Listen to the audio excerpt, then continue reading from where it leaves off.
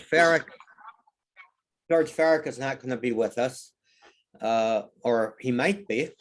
I think you all got his journey to Salem. And some nice photos with it. Photos, yeah. It looked like those trees are on fire. Doesn't it though? That's awesome. Yeah. We don't want to talk about fire though, do we?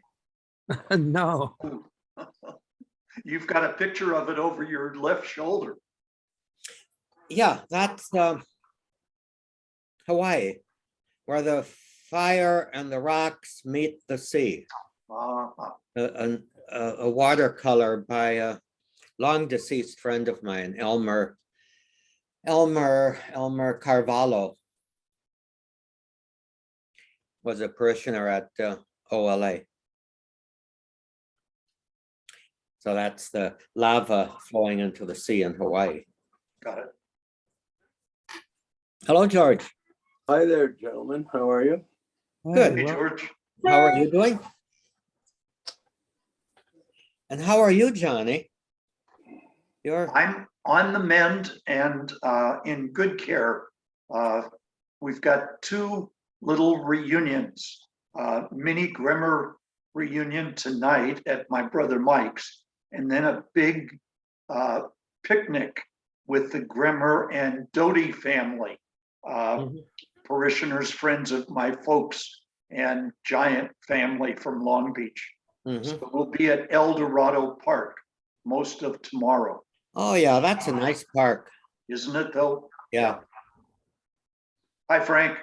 Hello, everybody. Hello, Frank. Oh, yeah. Hi, Welcome. Tom. Hi, John, Fred. And George, Fell how are asleep. you? I got my booster shot yesterday. I think I'm having a little effect to it. I haven't had such a good nap in a long time. Oh, good. I'm always looking for those good excuses just like that, Frank. Unmasked, John. Yeah. So here comes Lombardi. Sounds like a movie. Yeah. Here comes Lombardi. Let's see, is there a mafia connotation to that? Hi, Gary. Good morning, good morning, good morning. So Gary, I noticed in a review of last week's video, excuse me,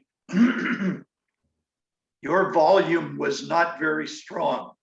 And I'm just going to ask you to turn your volume up a bit. I'll do my best. I probably just need to stay closer to the computer. Does that sound better to you? It does to me, yes. yeah, it is good if you can stay closer to it. Yeah, I think so. Yeah. Yeah. You know what? I really want to look at that last week's recording again. There was an awful lot of good stuff in that discussion. Absolutely was. You know, the one thing I missed was Bob's.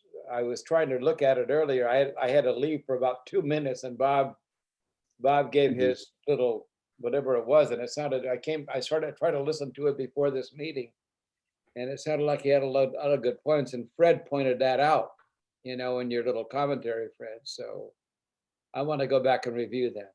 Somehow or other, the main picture I'm looking at is John.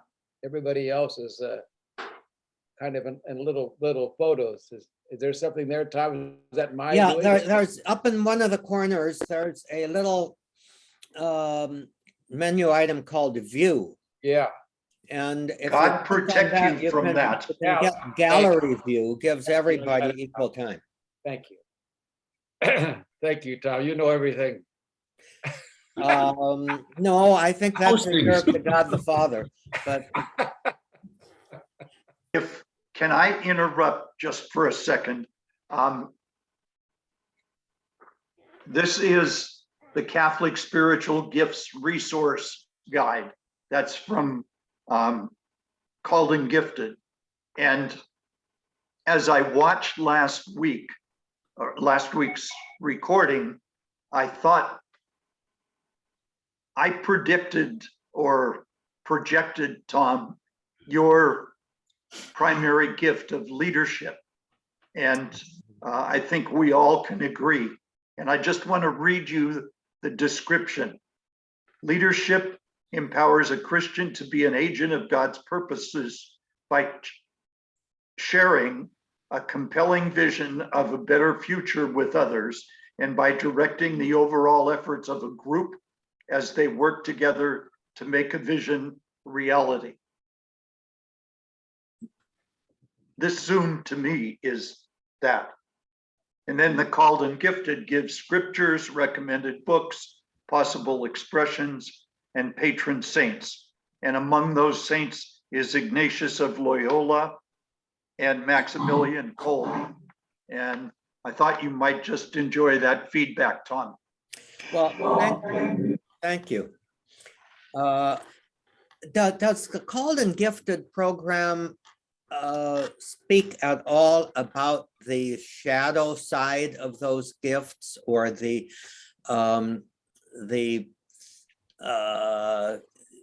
trends or characteristics or whatever that might militate against the fruitful exercise of those gifts? Tom, you ask a great question, and I have never seen it in writing, but much discussion in groups that I've participated in. So I think you're onto something they might do well. Well, to, you know, update. because the gifts as they are articulated now are not quite the same as what I remember back in the old days, which was probably in the early 2000s when our parish did the called and gifted program. They seem to, they squared a little bit more with the Myers-Briggs stuff. The Enneagram does a good job, I think, of pointing out the positive and negative of each. Yeah. Whatever it is. I mean, As like, I recall, that's right. Yeah. yeah, like, you know, the one, which is the person who wants everything to be the way it ought to be, supposedly, you know, et cetera. I mean, at one end, you've got, say, John Paul II, but at the other end of it, you've got Nikolai Lenin or Vladimir Lenin, you know, Yeah. who had a definite idea about how the world should be. So does Vladimir Putin. I guess he would be, I don't know if he'd be a one. Or an 8, you know, the boss leader type guy. At one extreme, you've got, say, FDR. And, you know, at the other, you've got Mussolini or Juan Perón or somebody like that. So interesting. Although a psychologist friend of mine told me that she thought the Enneagram is one step above astrology as far as any validity it might have. Yeah. Well, I think our group exemplifies having different angles on rich gems. And that's one of the reasons I sure look forward to the Fridays with you. I'm wondering, should we begin with a prayer? Absolutely. How about, you know, since today is Our Lady of Fatima, how about our prayer to Mary, the undoer of knots? Great. Great idea. Yeah. Okay, I'll bring it up here. I think we've got it now. Would anybody like to read that or give voice to it while the rest of us are giving voice in our hearts? I think if we all try to talk together on it, it creates a Tower of Babel sort of thing. I nominate Chavira. Ned. Go for it. Second. Prayer to Mary, undoer of knots. Virgin Mary, mother of fair love, mother who never refuses to come to the aid of a child in need, mother whose hands never cease to serve your beloved children, because they are moved by the divine love and immense mercy that exists in your heart. Cast your compassionate eyes upon us and see the snarl of knots that exist in our lives. You know very well how desperate we are, our pain, and how we are bound by these knots. Mary, mother to whom God entrusted the undoing of the knots in the lives of his children, we entrust into your hands the ribbon of our lives. No one, not even the evil one himself, can take it away from your precious care. In your hands, there is no knot that cannot be undone. Powerful Mother, by your intercessory prayer with your Son and our Liberator Jesus, take into your hands today this knot.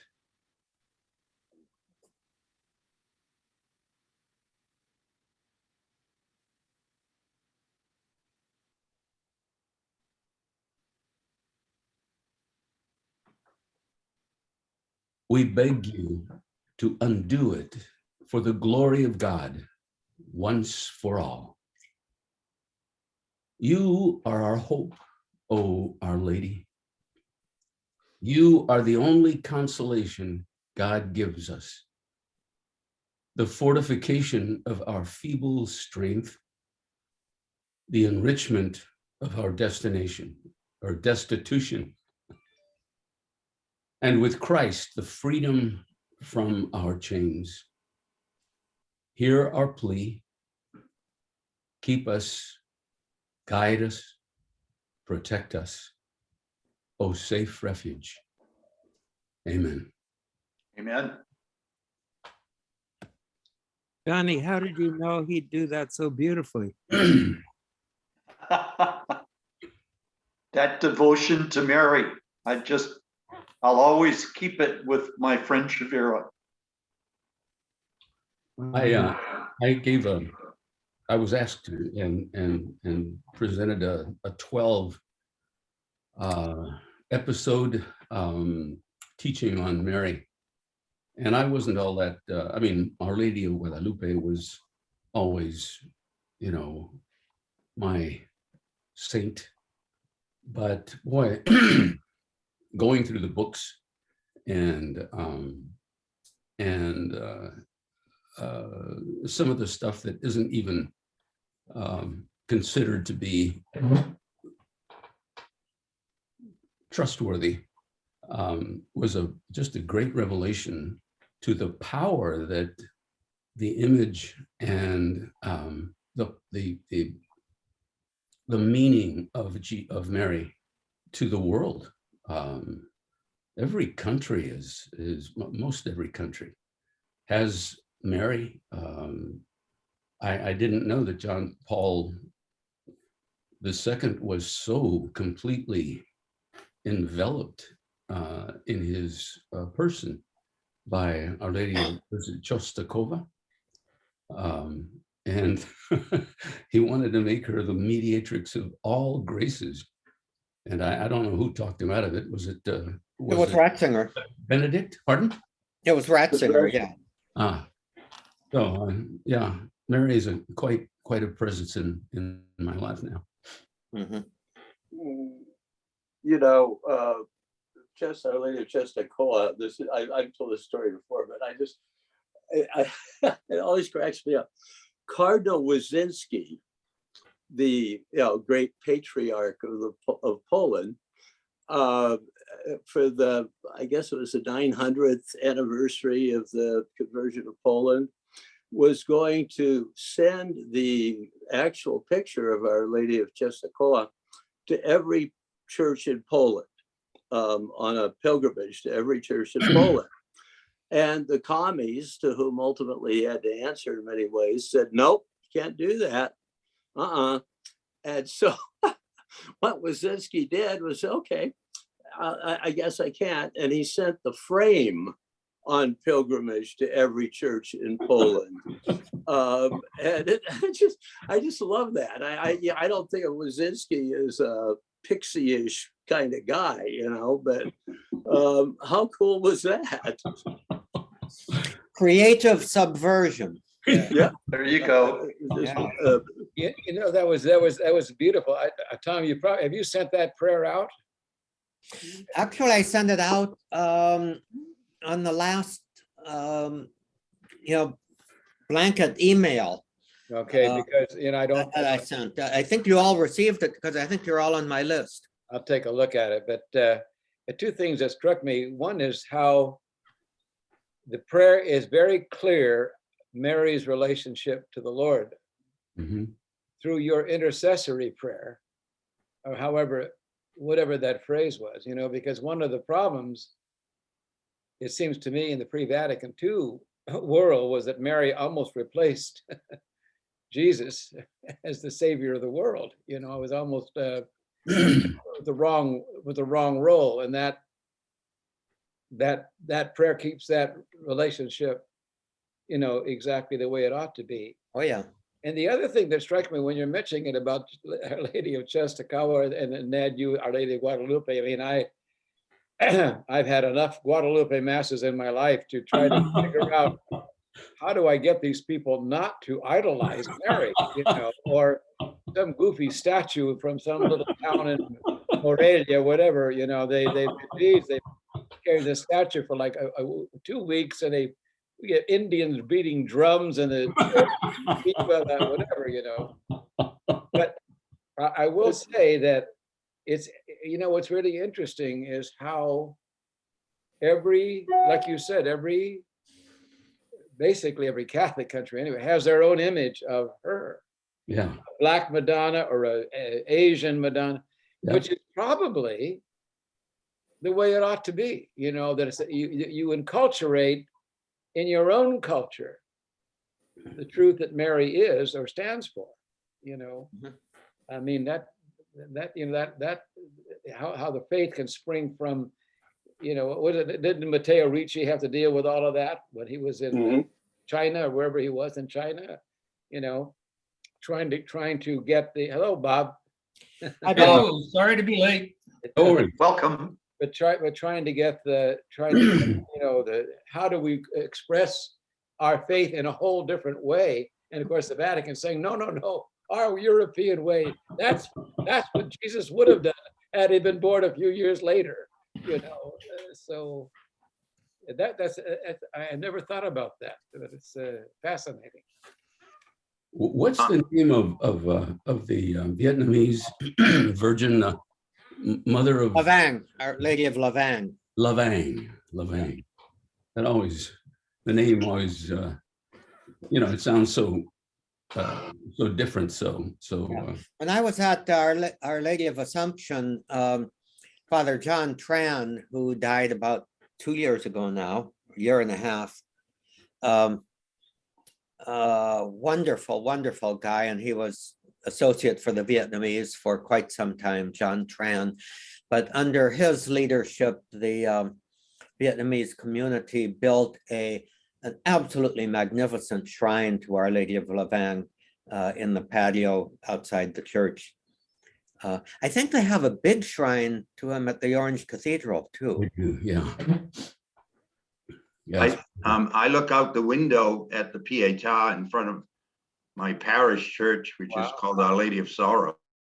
Right. Oh, wow. And it's the only church in the Archdiocese of Boston so named. And we don't know how it got the name.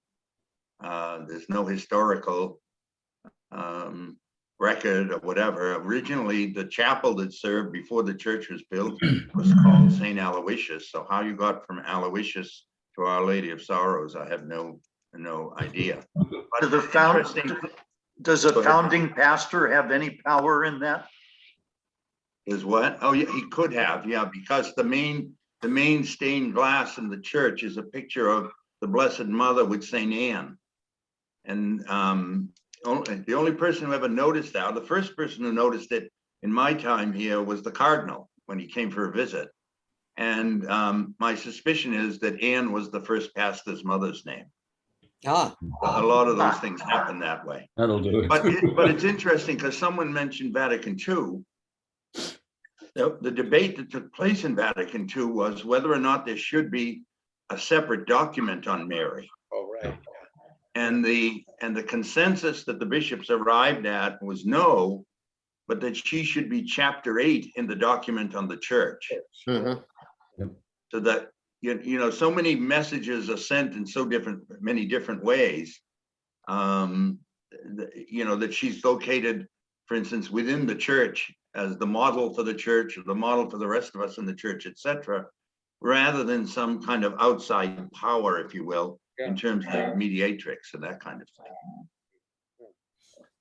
I've always found that Mary, Mother of the Church, puts in perspective the kind of individualistic devotion of Mary, my mother, or Mary, our mother. Because if Mary is the mother of Christ, she's the mother of the whole Christ. And the whole Christ is the church now, and therefore she is my mother, but it comes through the mediation of her being mother of the church. But it seems to me that the bishops here were thinking more along the lines of Mary, mother in the church, Mhm. even though they never, I mean, mother of the church was a title, I think, given by Paul VI. I'm not, was Okay. it, Tom? Yeah, I'd have to think go it back was. to Lumen Gentium too. But I think you're right. What difference would it make if we talked about Mary, mother in the church? Be more correct.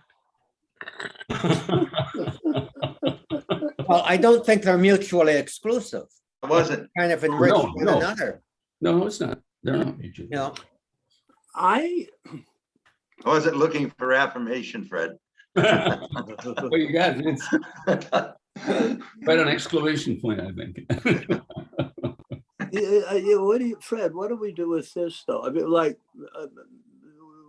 when Gary was talking about the Virgen de Guadalupe, which is the only Marian imago that to which I personally am devoted, because I tend to regard the whole thing skeptically. You know, but don't stone me, Ned. But You're in my sights. you know, can we deny that in Mexico, right up to the present, she might as well be the fourth person of the Blessed Trinity? Yeah. I mean, that she is in fact deified in that in popular piety. I mean, sure she is. And what are the consequences of that? Are they good? Are they bad? Question mark, Fred. I think the Trinity understands. Yeah.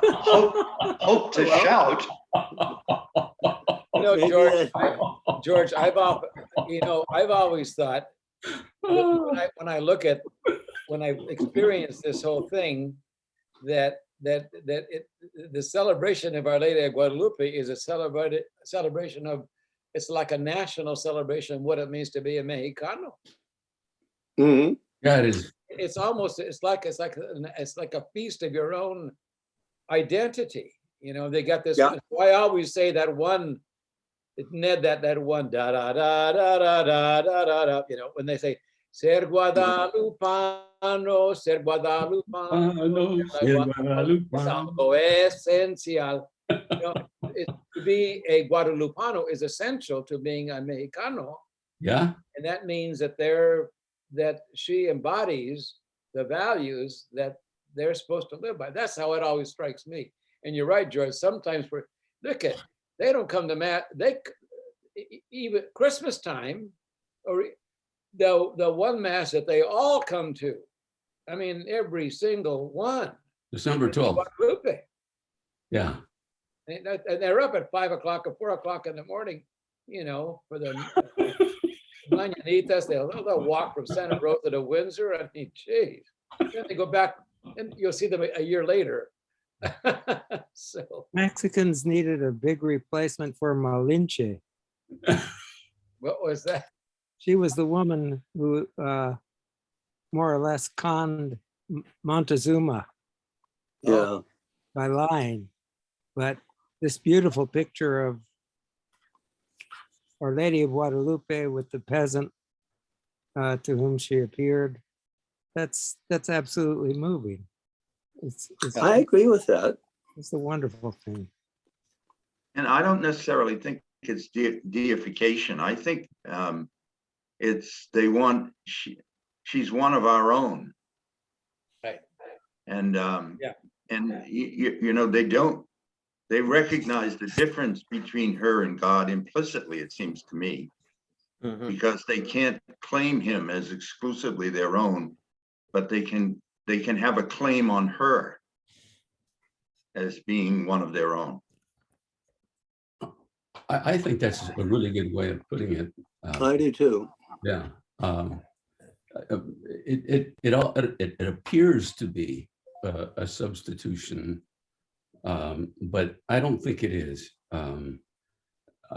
Even the most simple of folks know that she's Jesus' mother, and Right. Jesus is God. Yeah. And that's not going to change. But she's warm. She spoke their language. Yeah. She told oh hell, what's his name? Juan Diego. Juan Diego. Aren't I your mother? Don't I love you? Don't you trust me?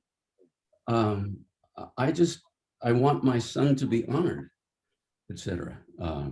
And most loyal Mexicans know that and feel that. And I think you're right on, Frank. Well, and I could see that's a constant theme in all the apparitions. Yep. Is that Mary never would have her hearers stop with her. You know, she's always pointing the way to Jesus. Yep. Lourdes, even Fatima. Mm-hmm. Still, I guess it's my Protestant gene. I don't know what it is. But you know, I'd like to get back on this deification angle, because is deification such a bad or even heretical thing? It really is at the heart of the Eastern churches, faith on grace, doctrine on grace. You know, by the action of Christ, we are made one with the Trinity, with the life of God.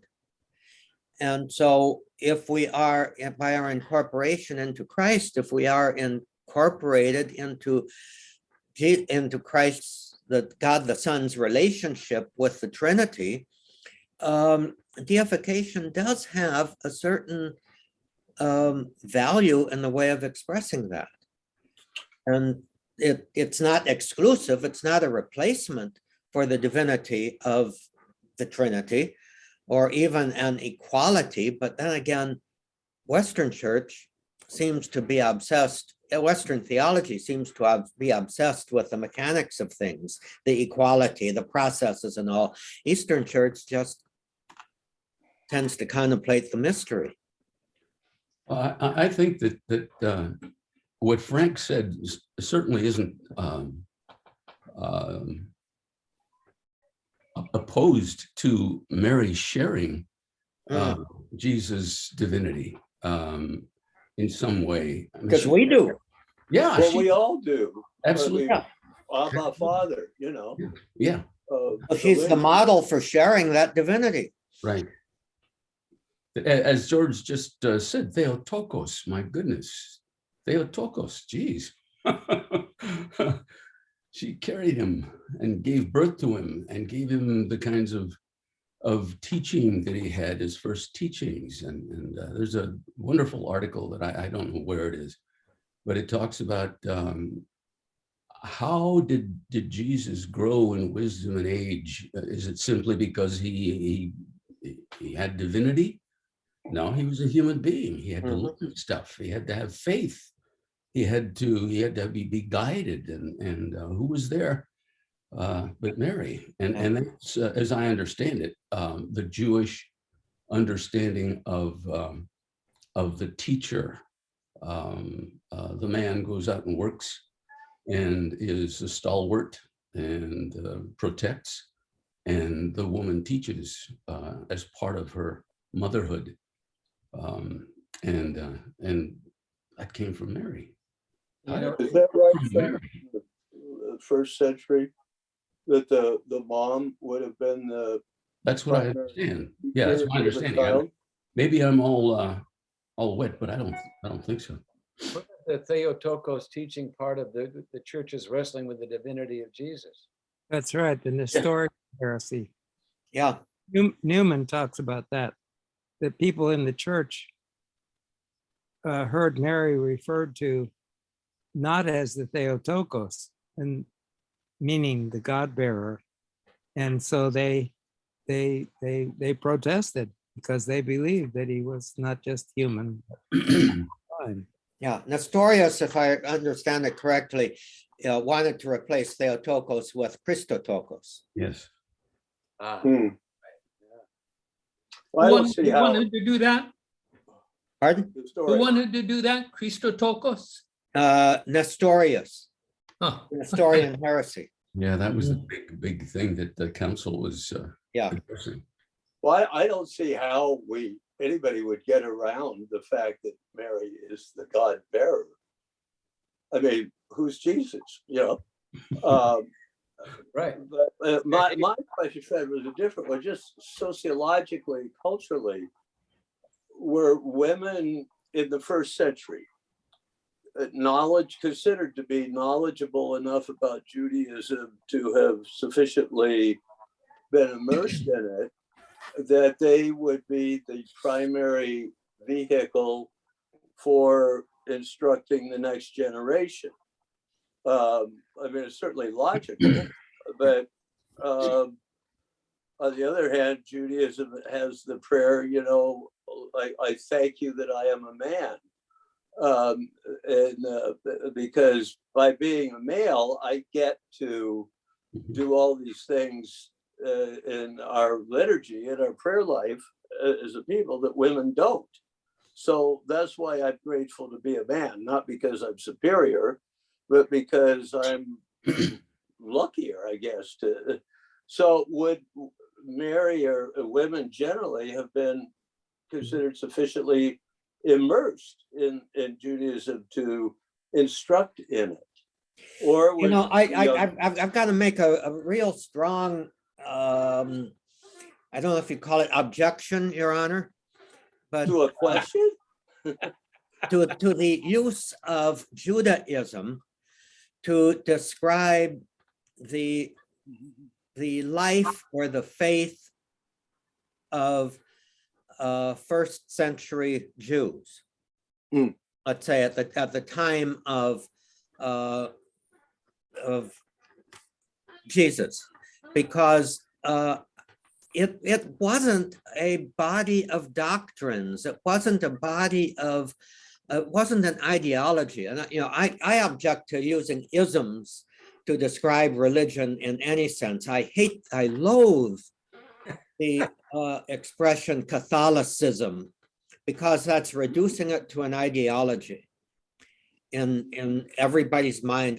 You use ism to describe an ideology, and I don't like that. Catholic faith, I think, or even Catholic teaching might be better. But as far as the Jewish people, what they were transmitting in a family way, their identity as being God's people. And what taught them what it meant to be God's people was the Torah and the scriptures, you know, the writings and the prophets amplifying the Torah.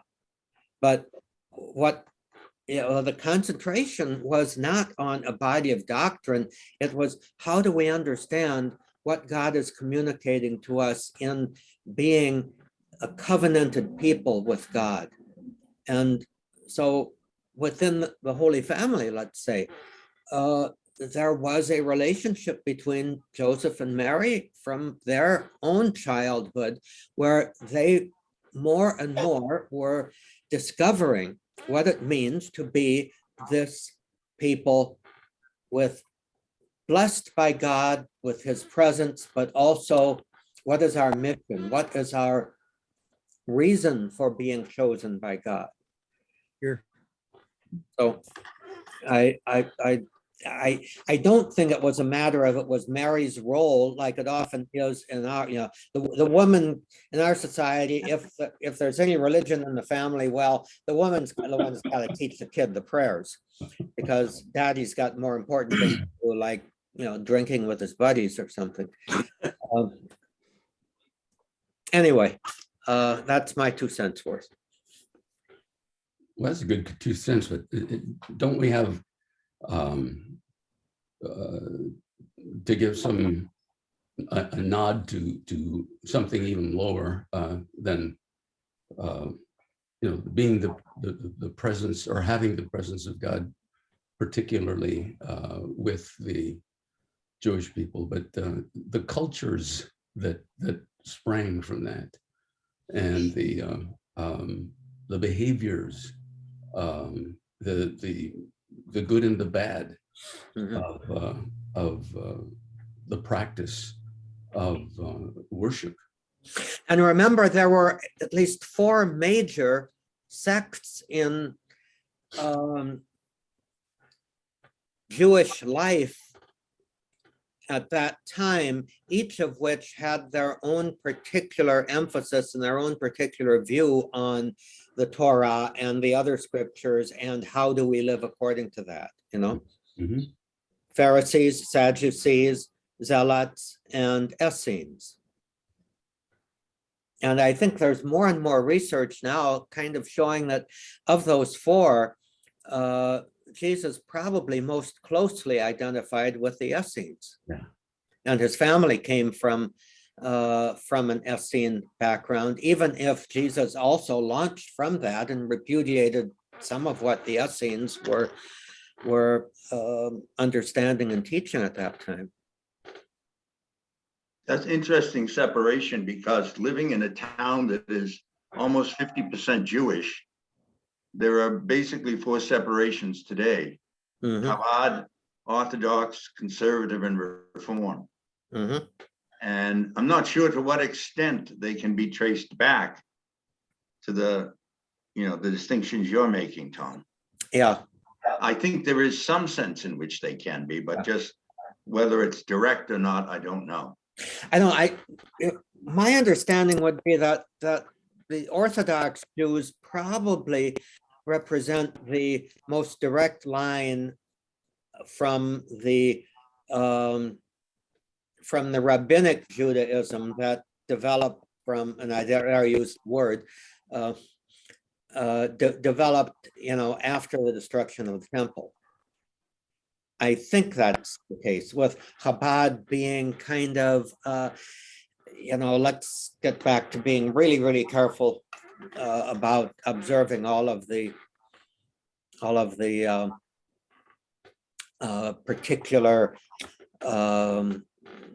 particularities of the law. Maybe they were closest to the Pharisees. But correct me if I'm wrong, isn't Chabad and perhaps Hasidic Judaism basically a European, Ashkenazi, possibly Polish in its origins? It could well be. I mean, it's just that as the social breakdown of it lies in a town like this, Chabad is kind of a form of Judaism that stays apart. Yeah. Where the other 3 will engage.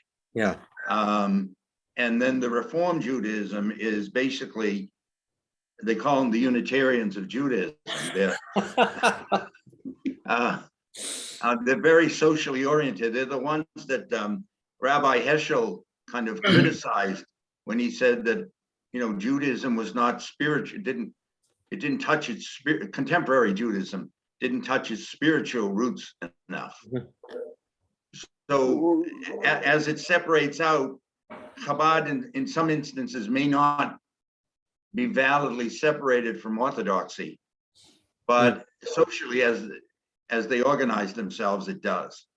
Yeah. Yeah, Hasidism is very close to the Hasidim. Yeah, Tom's right. I mean, 17th century Poland, and there I know some of them fairly well, and they are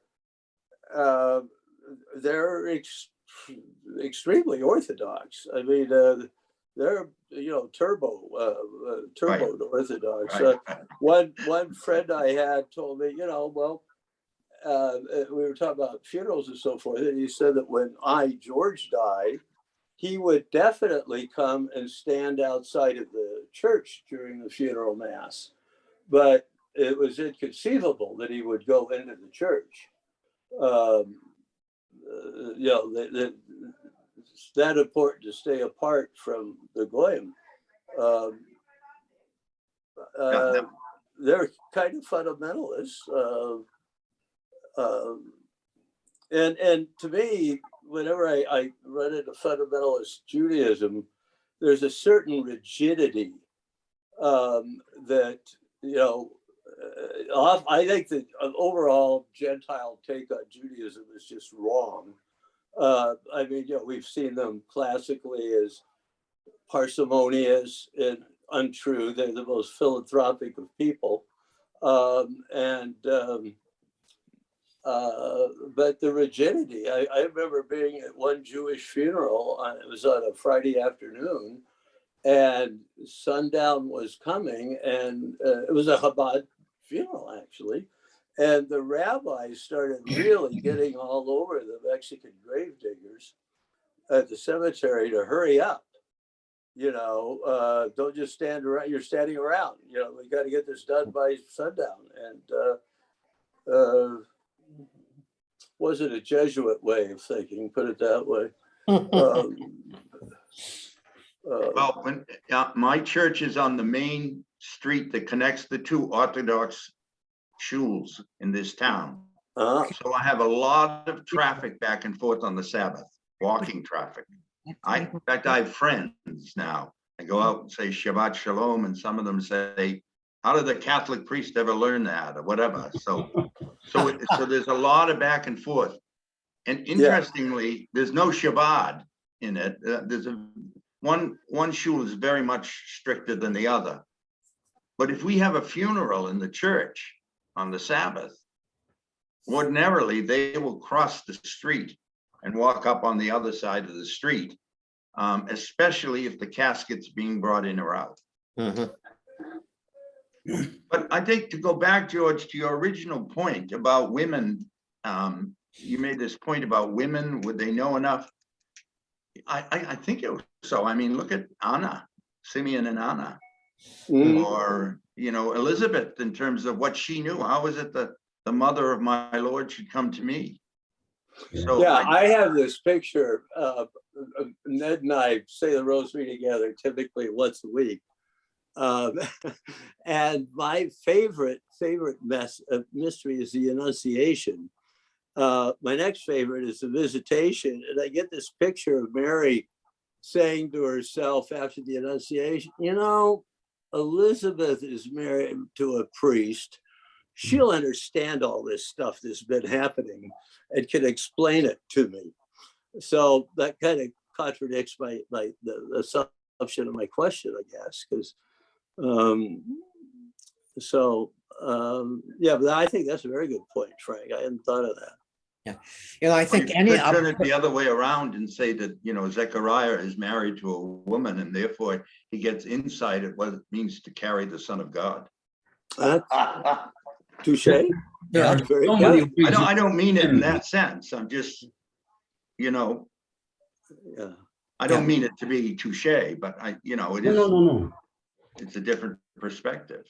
Yeah. Well, another perspective on the, would she know enough to communicate the teaching is, it's you know, any devout Jew at that time, no matter what their persuasion was immersed in Jewish heritage and tradition within their family and social life. So it's not a matter of you know, pouring a glass of water and giving it to the kid. It's a matter of, this is what we're swimming in.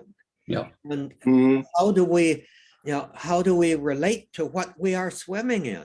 Yeah. That's always been, and particularly when I went into the Marian study, what I've believed. I think that's just such a perfect analogy, swimming in it. I mean, a fish and breathing only that which they're able to breathe under the water, et cetera, et cetera. There's so many ways to spin in a good way. What Mary knew and didn't know, and from whom and how, and it's just multifaceted. Orthodoxy is a sea in which one swims. I agree with that. Just from observation, I wish we were that way. Well, maybe we are for some of us, but you know, your average Catholic is not immersed in a sea, alas. Your average Catholic is at best drinking it as water, but not immersed in it. Maybe something else. Yeah, or maybe something else, something more spirited. Darlene, my wife took a bunch of her ladies to a Reformed temple just a month ago or so, and we had a female rabbi guide us and make a presentation. And what I got out of what she said was, at least this is what was in her head. It's not how she behaved. The Reformed folks, at least in her understanding, and you know, she went through a lot of training apparently, are trying to get into the ocean of secularism. She was very, very much a feminist. She very much had edges of resentment against the rabbis who were males in that temple. You know, any teaching could be bent or turned or evanesced as far as she was concerned. There was no real, there was no real substance to what she believed, except the cultural thing that she was in. It really surprised me. I didn't know that. Really? What about I'm going to use the Hebrew term, tikkun olam. I mean, that's the big thing in Reform Judaism, that healed the earth, that when the temple was destroyed, what then became the primary duty of Jews? And hence Jabnia, or wherever it was, came forth with this substitute for sacrifice, which was doing good, as I understand it, and hence the motto Tikkun Olam, which is very big in Reform Judaism, as I understand it, Frank. Whereas the Orthodox, you know, are going to say, no, you've got the commandments and the Talmud and adhere to it. And the Reform, not so much on that. The conservative Jews, it's big for them. Do what? The conservative Jews, the conservative temples talk a lot about Tikkun Olam. Yeah. She spoke nothing about that. Yeah, and that's, I mean, modern Judaism, Reform Judaism was kind of like a branch of the New Deal, you know, in this country. There were Jewish martyrs in the civil rights movement, Cheney, Schwimmer, and Goodman. And, you know, that was very clear to them as what should be done. You know, whereas we would say the New Deal was a branch of Monsignor Ryan, right? Of the whatever they called the National Conference of Catholic Bishops in the 20s and 30s. National Catholic Welfare Conference. Yeah. Frank, you'll appreciate this. I mean, I asked a Reform rabbi once from Massachusetts, actually. He'd been the rabbi in Lowell, Massachusetts for a long time. And I asked him, so Rabbi, very Reformed, so Rabbi, do you believe in God? And he said, depends on what you mean by God. And that was the best answer I got. Now, someone told me that the conservative rabbi, the Reform rabbi, and the big, who's a good friend of mine, actually, and we've never had this conversation, does not believe in a personal God. Yeah, it's not all that rare, I don't think. What kind of God does the individual believe when they say I God? don't know. I don't know, because I haven't had that discussion. I just heard it third hand, Bob. So I see. Mhm. yeah, it might be worthwhile for me to sit with him, because he's a friend. He's a good man. So That would be very interesting. Yeah. Going back to the thing of the influence of mothers, Mhm. back in the days when the feminist movement was more rabid, I used to remind the girls in my class that the mothers have the most power of all, because they are the initial and most important interpreters of reality to their children. Mm-hmm. And nobody has the same power as they do in that respect. And also it's remarkable too that in a church that I belong to, it was very, where there are a lot of really active feminists who wanted to be ordained and so forth and so on. They admitted that Jesus in no way seemed like a prejudice against women. On the contrary, they would recognize that. Mhm. I mean, sitting around arguing theology with a Samaritan woman who's been married 5 times. in the Noonday Sun, Yeah, when she was cheeky with him in the beginning, pushed back. yeah. At his discussion with Martha at the time of Lazarus's death, you know, I mean, who discussed theology with women in that time? Well, he also, I think, respected women in a way. For example, the woman taken in adultery. Mm-hmm. He turns to her and says, "Woman, where are they all?" It's kind of funny, actually.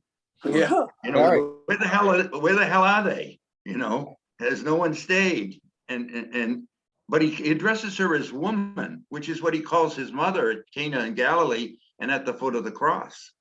Mhm. Also in that pericope about Martha and Mary, Martha's busy about many things, Mm-hmm. but Jesus, what's the sister's name again? Mary. Martha. Yeah. She knows the one thing most needful. Mhm. What's that? Yeah.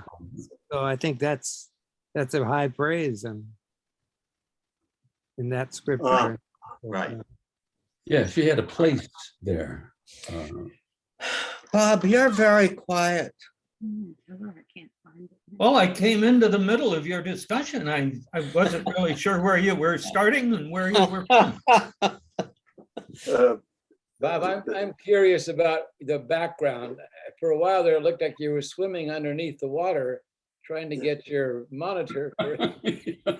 Oh, But it looks like you were underneath the water.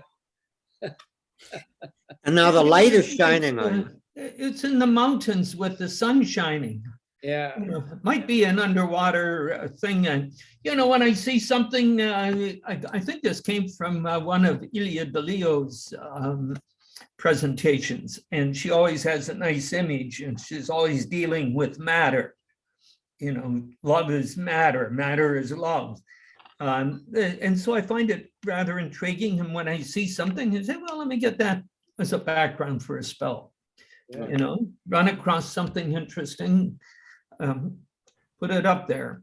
So maybe I'm underwater. I mean, that makes sense to me. It's sun shining through a pretty clear sea, not too deep. No. So the light kind of gets you in there. Very, very nice. Yeah. And what happened here is, you know, I've got a big screen here now, and I'm trying to figure out what's the best angle for the camera that I have. Because, you know, to feed the big screen versus my desktop here, my little carry along. I'm not sure, like, you're looking up at me, and I'm not real crazy about that. I'd rather be looking at you, but if I look up and watch your faces, then I'm like looking up. So anyway, that's why I was fiddling around trying to figure out what's best. Yeah. Mhm. Can I switch a little bit? You know, Bob, I was telling when I first got on, I had to leave last week during the discussion, and you were kind of going into, it was about abortion and your own particular, the thing you're trying to understand, and I missed it. And because when you were about done is when I came back, and then Fred in his, you know, how Fred sometimes will reflect on our conversation, mentioned what you had said and said, I've got to see what Bob had to say. And it seemed very worthwhile. I just want to go back and look at last week's conversation about, you know, all this stuff. There was an awful lot of good, really, I mean, I've done a lot of thinking. In fact, this morning I was thinking before I woke up, you know, what happens to the children who, I mean, that nobody wants? That's what you were saying. You know, in Arkansas, they have what, 4,000 kids up for adoption. And so what happens to all those people? And so I've been reflecting on that. But Tom, you said this morning, you sent out a thing about the New York bishops. I haven't read what they said. Pretty good. Yeah, It is good. I thought it was good in that, you know, they basically recognize that, okay, this is the way it's going to be in New York. Could be. Our emphasis has to be on the mothers and the children, Looks like it is. not And the not on willingness ideology. to step up both personally and financially. And they made a commitment to that. I was impressed. Yeah. Now, hopefully they can follow through, because that kind of thing isn't, you know, it's going to take a lot of resources and a lot of people getting on board to collaborate on this. Yeah. Was there an attachment, Tom, to what you sent? Because I saw your little line about it, but I didn't see any attachment that had Two the links, statement they put right, out. Tom? Two There was links. a link to Crooks. Oh, the Crooks. Okay, I Yeah. have to get to that yet today. I'm And way then behind. I put on a link to the statement itself on the New York Conference of Bishops website. Yeah.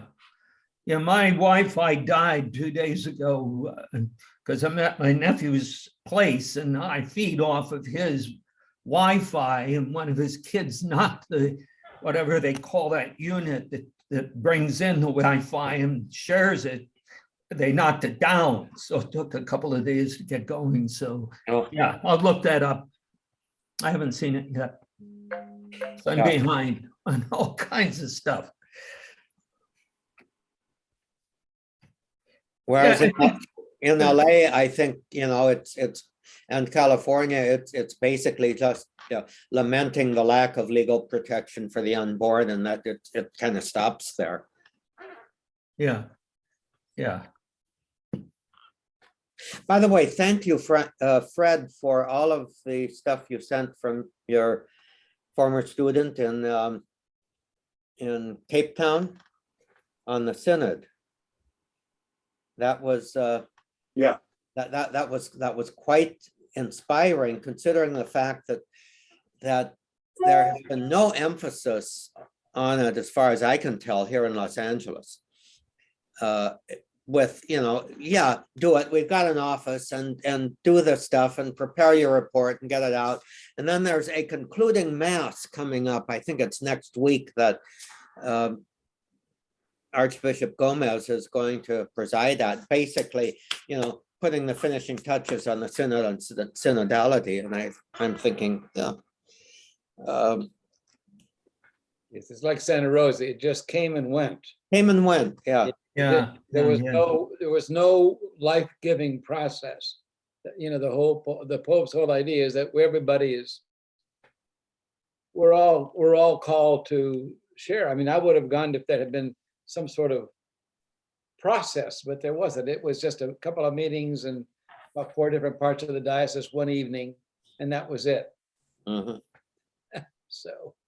No, I personally, to my shame, as I think about it, I just ignored the whole thing. Right. Yeah. Because I've been trained over the decades that these things never go anywhere. Yeah. Cardinal Mahoney had a archdiocesan synod. Remember, Ned? I mean, you were prominently engaged in it. Yeah. And whatever happened, I mean, there were events, and then c'est murió. I thought it was a wonderful process and produced an excellent set of statements and goals and all of that. And then it sort of went on the shelf. Yeah. We had a big convention, remember, at the end? Yeah. And we had presentations, all kinds of, and it took a while, and we had prayer, and it was wonderful, and then it was gone, and it was all over. That was the end of it. Cardinal Mahoney, he had Mike Clements of late memory put together a very big youth group, and with centers all over the place. And at several years later, Mike, who was the executive director of this thing, told him that we really needed a lot more money, and that we needed somebody to come and help generate that money, some kind of marketing thing. And so we had a meeting. Mike asked me to do it. And so Cardinal Mahoney met with Mike and myself. And then they went through a few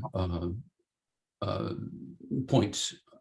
And then he said, okay, well, now I want to talk about, getting this money and continuing our youth program. And Mahoney said, I think it's time to end that program. Oh, really? Mike said, what?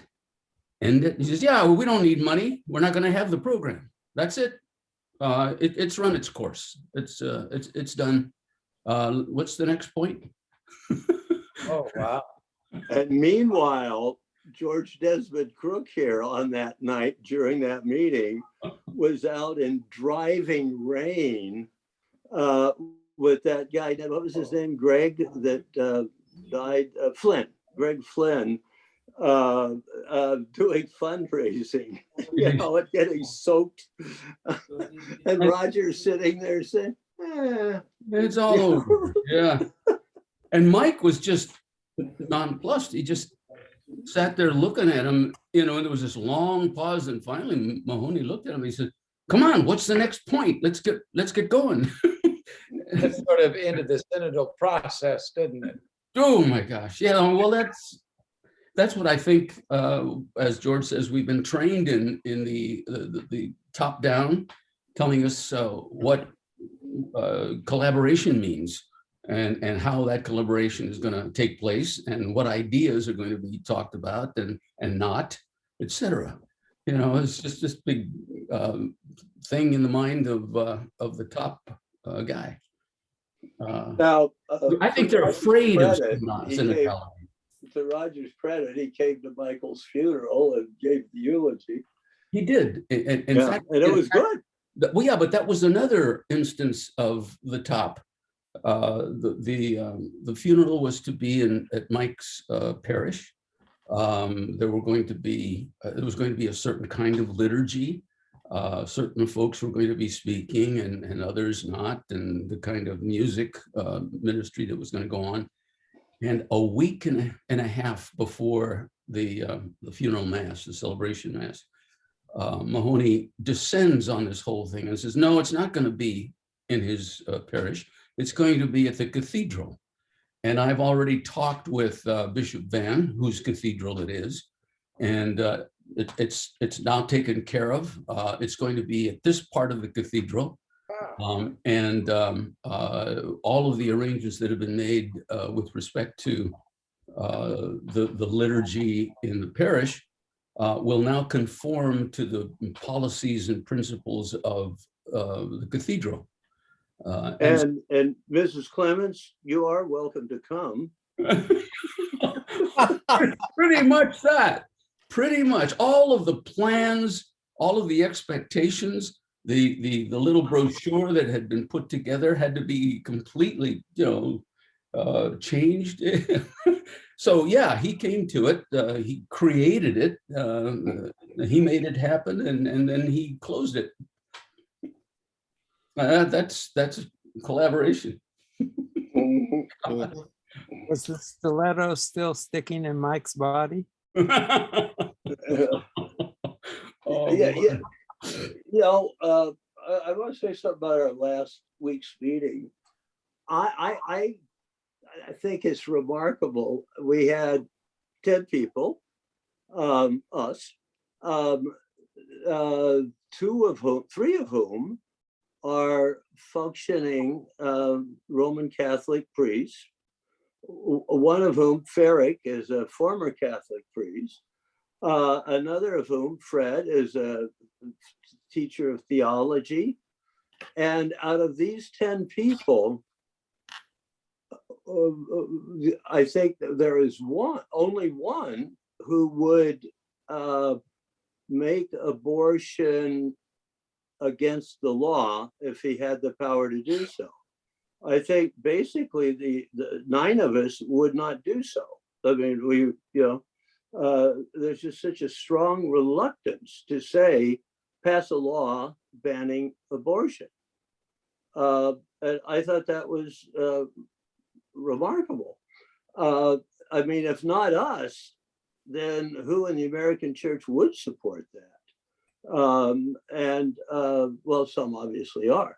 But also, I was just struck, two of the priests, Gary and Bob, I think, were the only people who had ever been approached by a female wrestling with whether to obtain an abortion.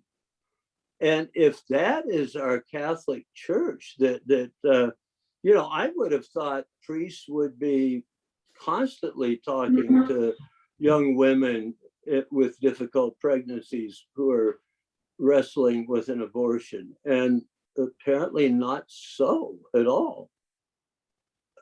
Is that remarkable, or am I just? I don't know how, it actually, and I was thinking about when that came up, I was trying to search in my mind how many times it's been very rare. And sometimes it's been a family issue, I mean, so-and-so is pregnant and what are we going to do and that sort of thing.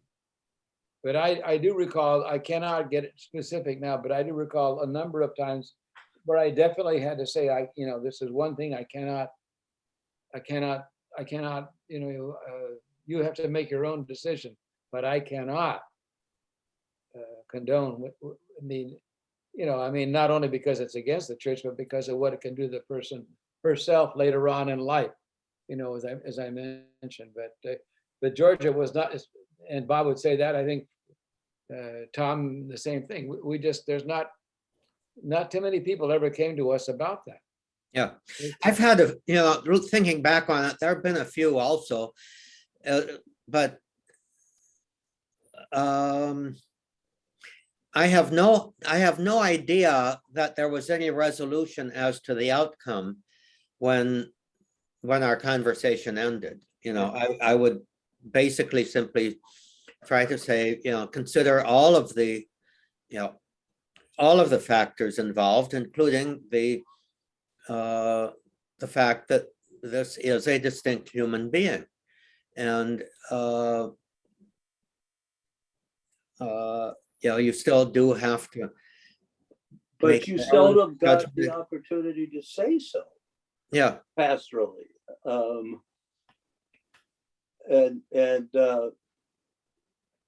If I understood everybody correctly, just people don't knock on the door and say, Father, I'm pregnant and I want to get an abortion. Speak to me. Yeah.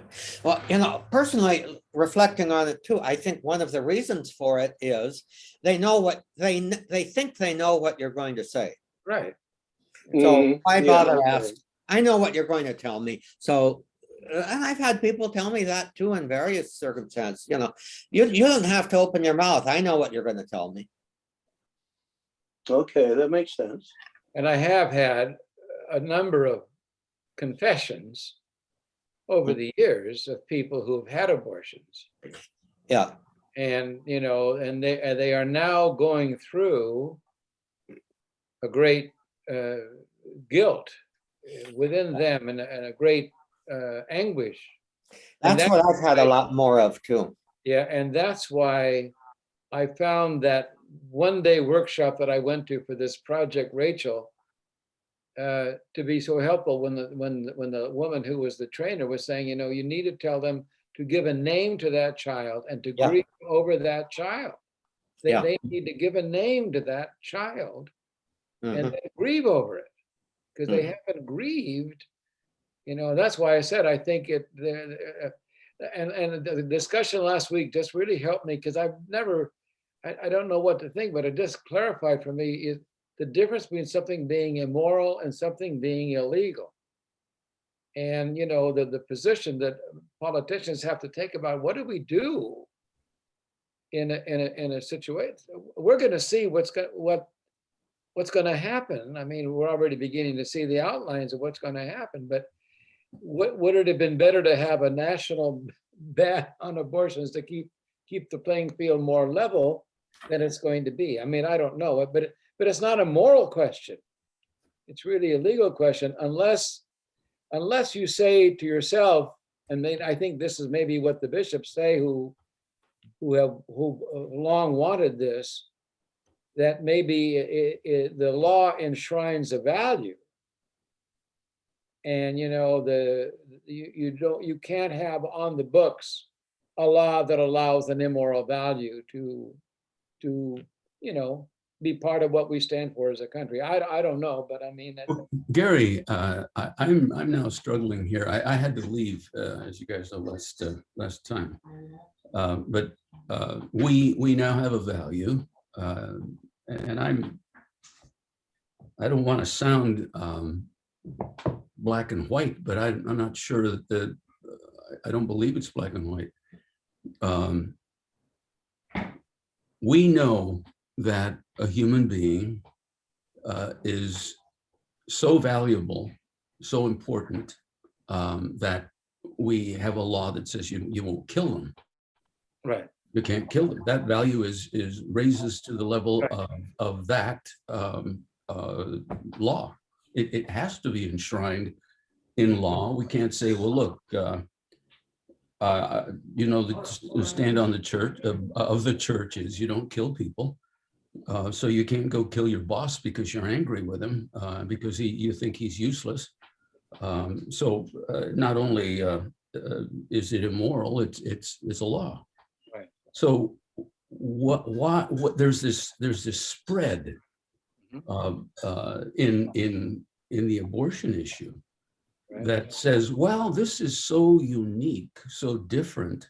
Yes, it's a human life, no matter how big or how small it is, it's a human life.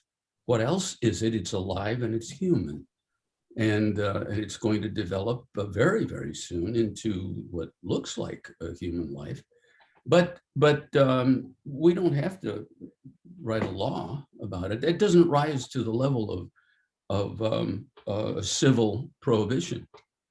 You can decide to do what you want, and be careful about the consequences, as you would say, Gary. My wife has lots of experience with that as a marriage family therapist, with the guilt that goes on. And Right.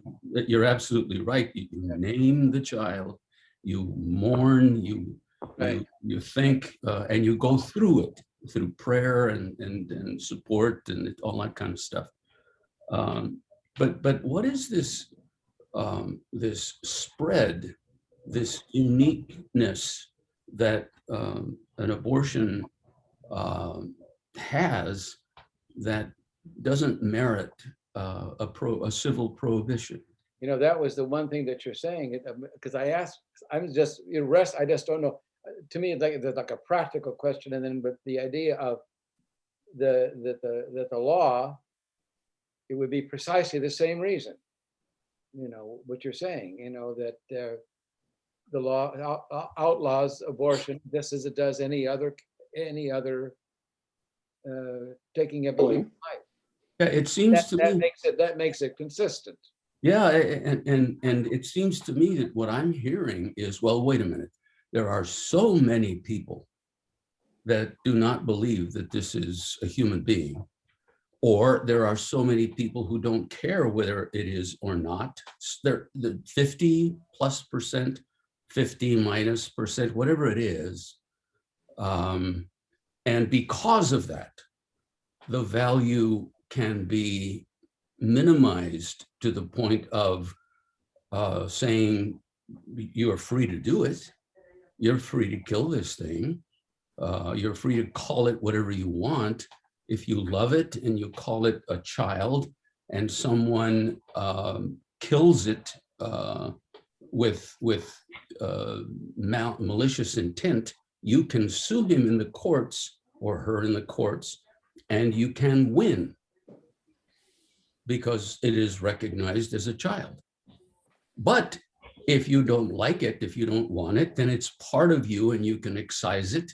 And maybe you'll have some consequences, some emotional consequences about it later. What is this thing? How did it, what's the justification for saying this is different?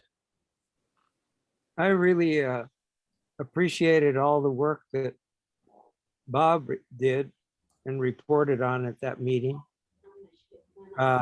And I admire his conscientiousness and openness. This reminds me of a couple of years ago, we went to Freiburg for a Catholic conference. And at that conference, there was a sister who was a doctor from Catalonia, very, very well-spoken in English and German and whatever other language.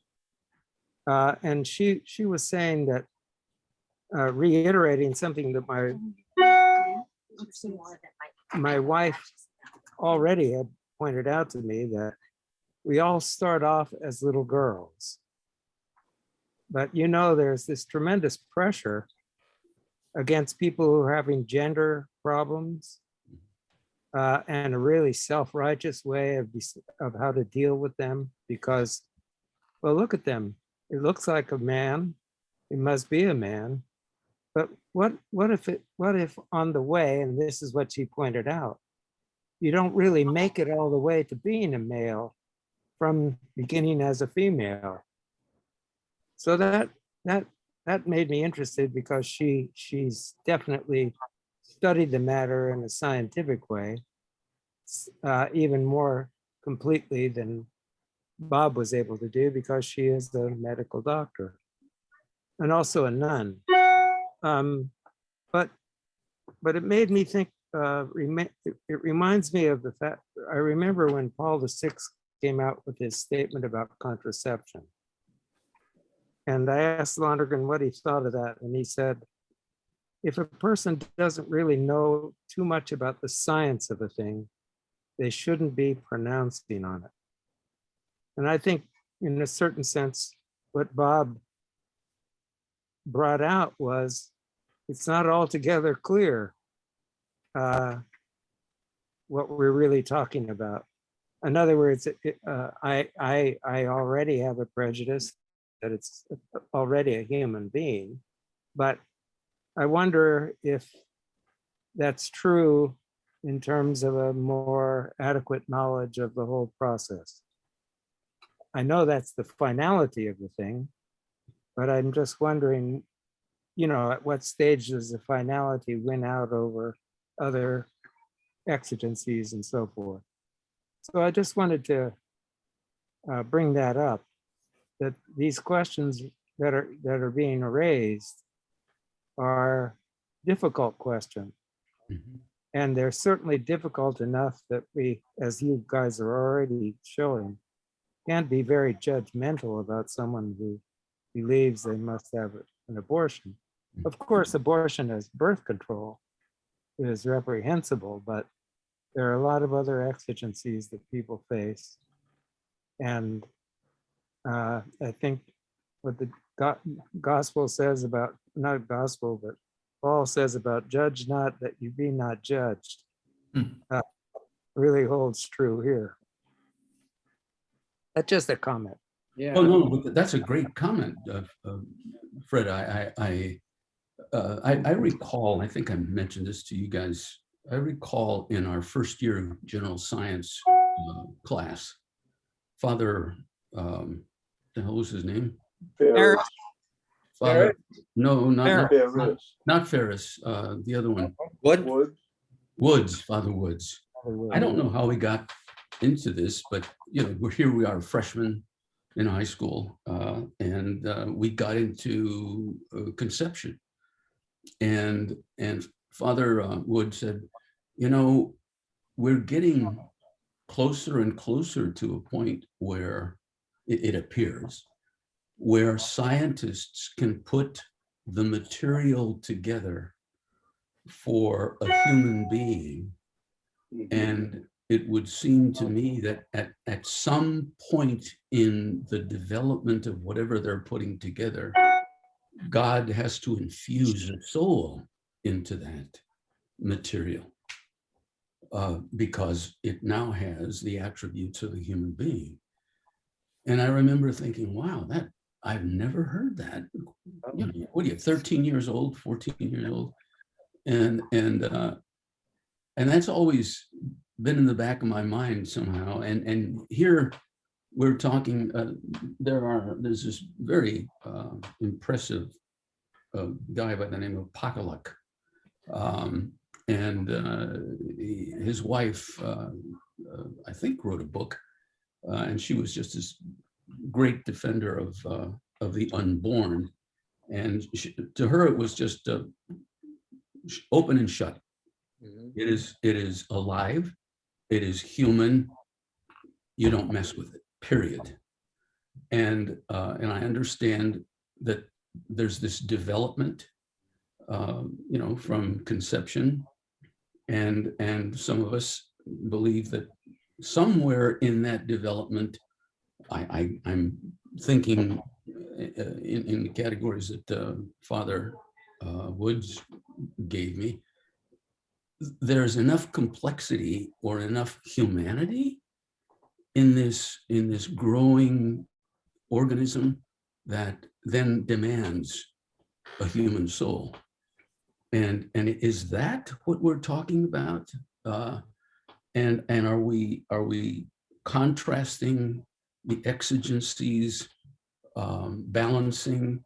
Here's a human life, and here's this terrible situation that we have, and this human organism isn't that important. You know, I remember Jack O'Hare, my first pastor, we were discussing this along the lines, and he reminded me that, and Fred, you know this more, I think that, you know, the whole question of whether or not there's human life present, all that sort of thing that we're talking about. And Jack said that the church has adopted the tutsi or pars, you know, the safer position. I mean, we don't, Frank, you're laughing. I don't know what, is that, you're on the mute. You're muted, Frank. You're muted. Frank, you're muted. Tom, can you unmute? Unmute. I can't, but I can ask him to unmute. Yeah, you're muted. Can't hear you, Frank. Someone come in to visit. There you go. Okay, That was the mantra of the ultimate casuist in terms of moral theology that we had in Rome, named Marcellinus Zalba. Oh, yeah. He always talked about the tutsi or pars. Oh, The slippery slope. well, no, it's just Sorry, Well, the the non-slippery safest, slope. it's the safest opinion. How do you say it? Right. The slippery slope, Ned, would be to allow abortion. The other way around, right. And then you go into like what Hitler did. I mean, Right. that kind of thing, you know, that. Well, Fred, but didn't Lonergan have something to say about the development of complexity of material elements to the point where it demands a spiritual component or something like that in evolution? Was it Lonergan who, Teilhard. or was it Teilhard? Teilhard is Probably Teilhard. You know, I struggle with this because I'm sympathetic with the position that the church takes.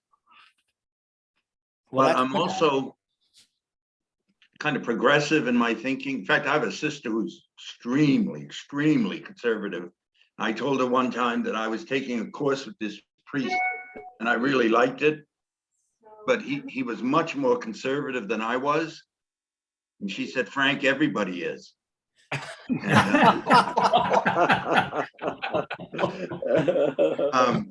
but I had this thing about expanding the conversation. I've tried this on a few people and they, like I've got two heads. If we take the pro-choice position, as it's articulated, it's libertarian. It's my body, I can do what I want with it. My gun, I can do what I want with it. My doctors told me I don't have to get the injection, regardless of what the effect is of that on other people. If we see the consequences many times, now, there seems to be some data that supports this, but it may be a stretch. That the drive is by middle class and upper middle class white women to provide something that frequently is made as being a benefit to poorer women who are basically disproportionately affected by the whole abortion thing. At the same time that the drive, the energy, for example, even though there's support, but the energetic drive to make sure that we have the child tax credit, pre and postnatal care, daycare, et cetera, maternal medical leave, et cetera, as structural things in our society is not there. Right. And I mean, I talked to someone about this recently and he said to me, when I raised this, well, you don't want some of those people having children. And I said, well, there's no evidence, for example, that your educational level is going to say whether or not you can raise emotionally stable children or not. So you have, first, you have the philosophical problem. Secondly, you have the appearance of this problem. And I think some people can probably put some holes in that. And thirdly, you have a progressive mindset, which is that once the energy of love and life is set in motion, it's not right to stop it. and that the moment of conception may actually be in the bedroom. Frequently, parents can tell you what act of intimacy resulted in the birth of a child, the specific act. Yep. And so none of this gets injected, if you will, or introduced in. And so I come to the conclusion that you could make the case that pro-life is the liberal position. Absolutely. The problem is that the most vocal pro-life people are actually against all of those other things, and make it uncomfortable for us to be in their midst. Remember an interview with Mike Deaver, who worked for Reagan, who was dead set against abortion? No, I don't. An interview, and the interviewer established, now he was really pro-life and against abortion. What did he think about the child? Was he worried about the child once it was born? And Deaver said, not for a minute. Oh, wow. That's the parents' problem. Yeah, Whereas Pope Francis says that we should be passionately pro-life, for life, because it is, every human life is sacred, but equally sacred are those who've been born, those who are subject to trafficking, those who are, et cetera, et cetera, et cetera. We have allowed, I think, the conversation within the, and I think the New York bishops to some extent are getting to it, Tom, to be so narrowed that there's no way out, and that the bishops on top of it have allowed them to impose upon that conservative political theology. So it's absolute dead end in terms of any way out. Whereas we should be thinking about strategies and discussions, et cetera, that given the fact that abortion is the law of the land, how do we reduce them? How do we reduce the need for abortions? right. And the narrow discussion works against that. My colleague at the law school, who's very involved in Germany, he said in Germany, before you can have an abortion, you have to have an interview with officials from the state to discuss it. And it's not that they won't let anybody have an abortion, but they want to make clear that the state has an interest in whether or not that baby lives. And they really are having certain qualifications that need to be met in order to have an abortion. And I thought that's so different from the American way that Tom is I mean, Frank is describing. What about this? Ned, you're wrestling with it just a few minutes back, was more on the morality of it, of the procedure, than on Gary's point of the legality of it versus the morality of it.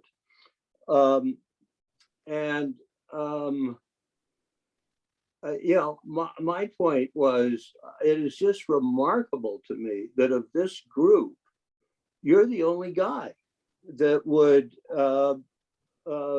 empower the state to say to people, no, once you're pregnant, you got to carry it through.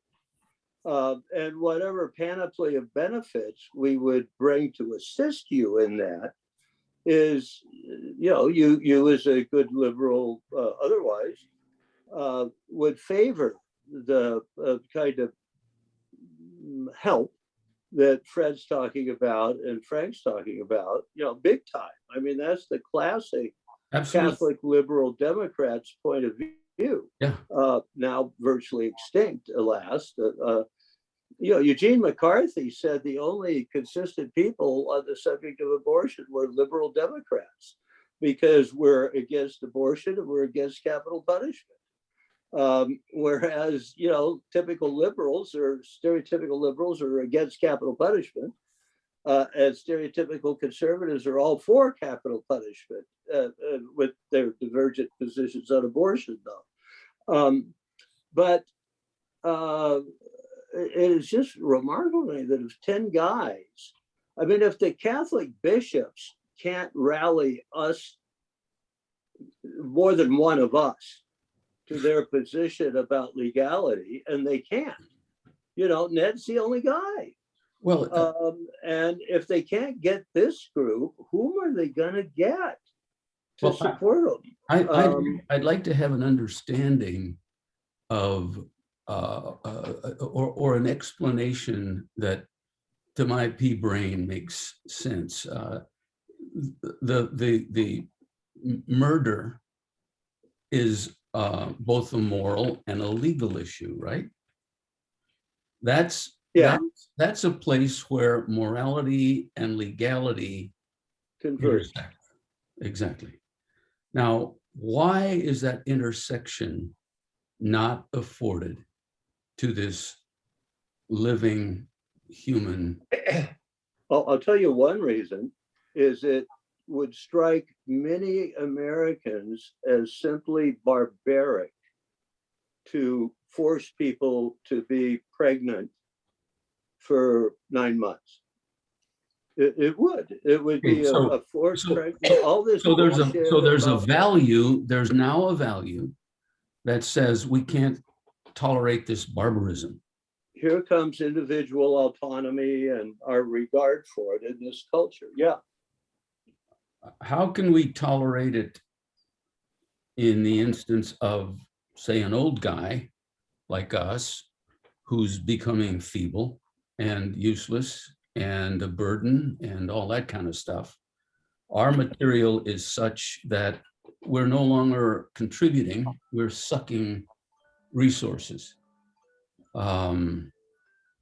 Is it barbaric to tell children that they can't kill their father? They can't what? Kill their father. Cannot kill their father. But that's a bad analogy.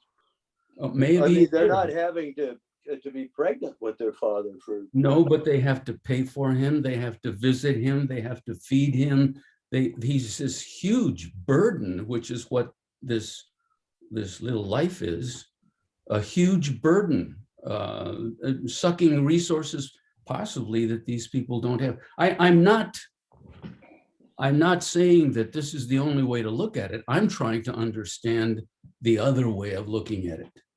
Well, there are plenty of people I'm sorry. who argue that the family should be able to make those kinds of choices. Yes. Peter Singer. So it's being done. I mean, people. Yes. But it seems to me so much of this has to do with the neglect of the realization that human beings are by nature social, not just individual with so-called rights. Mm-hmm.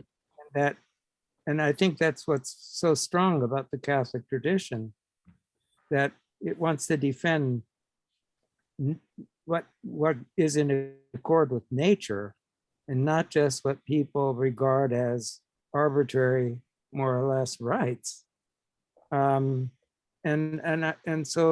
I think these kind of questions that you're raising, Ned, are really important, because I think they have to do with that ideology of individual rights and what cost-benefit analysis of family relations and so forth.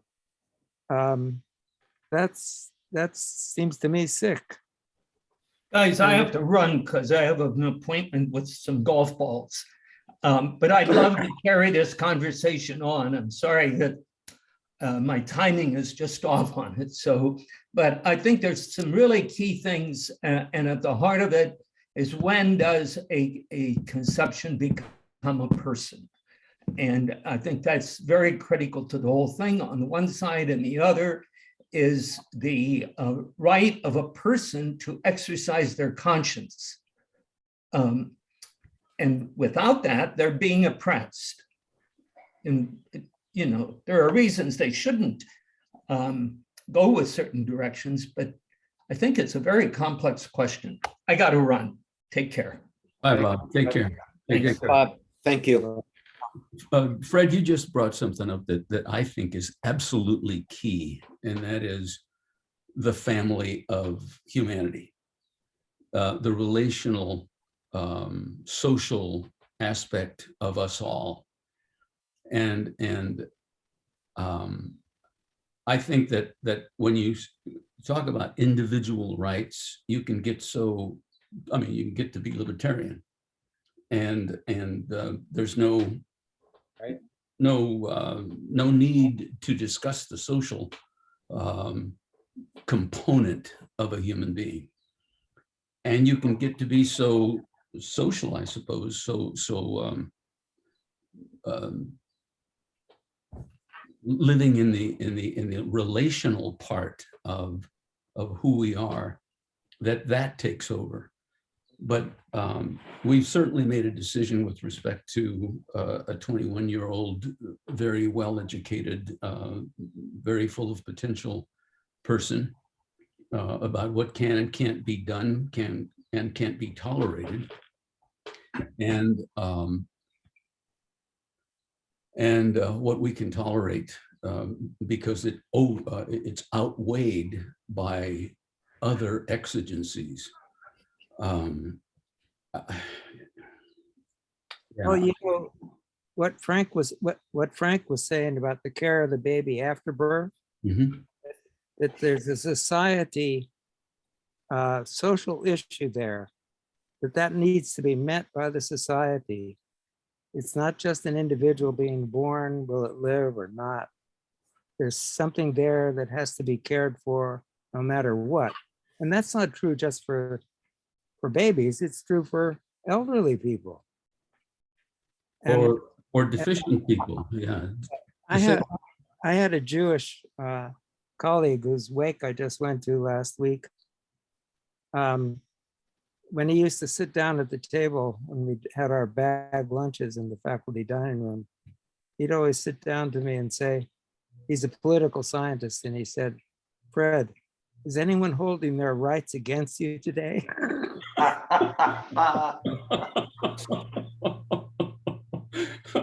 Yeah.